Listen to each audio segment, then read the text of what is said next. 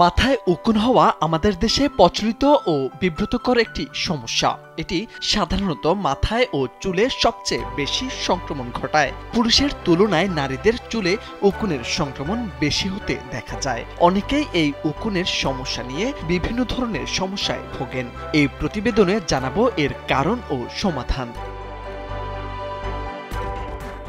চুলে ডিম পাড়ে এবং ডিম ফুটে বাচ্চা বেরোয়। ডিমগুলো চুলের গোড়ায় কাছাকাছি লেগে থাকে।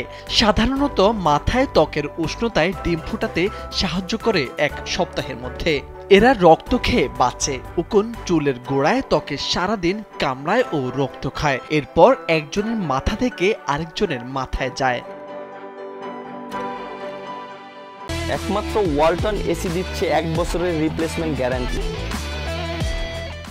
উকুন কিশোরীদের মাথায় বেশি থাকে। শিশুদের ক্ষেত্রে 3 থেকে 12 বছর বয়সে উকুন বেশি দেখা যায়। এরা উঠতে বা লাফ দিতে পারে না। রাতে বা একসঙ্গে থাকলে একজনের মাথা শরীর থেকে সরাসরি অন্যজনের মাথা এবং শরীরে চলে যেতে পারে। আবার একজনের ব্যবহৃত চিরুনি, ব্রাশ, বালিশ, চুলের ফিতা, রাবার ব্যান্ড, বিছানার চাদর, গামছা, তোয়ালে ইত্যাদির মাধ্যমেও ছড়াতে পারে।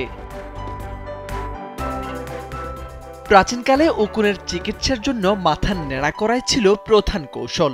এখনো আমাদের দেশে এই প্রচলন দেখা যায়। তাছাড়া চুল খুব ছোট করা ভালো, যেখানে মাথার সব জায়গায় সমপরিমাণে চুল থাকবে।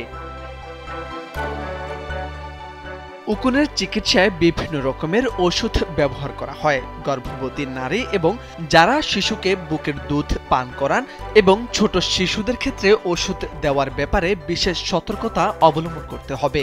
অবশ্যই চিকিৎসকের পরামর্শ অনুযায়ী চিকিৎসা নিতে হবে।